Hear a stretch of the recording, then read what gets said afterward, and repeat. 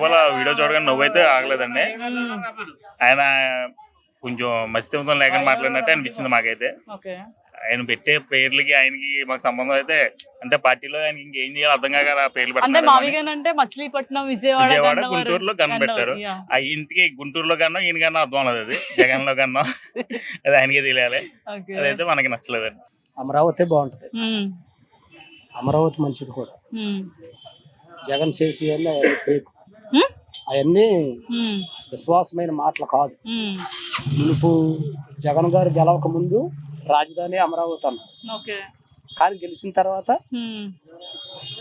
నేను మడం తిప్పను, మాట మారను అన్న ఆయన మాట మార్చి 3 రాజధానులు అన్నారు.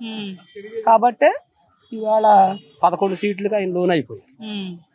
మళ్ళీ ఏదో చెప్తారు, ఆ 11 సీట్లలో కూడా బొర్రెట్టుకుంటారు.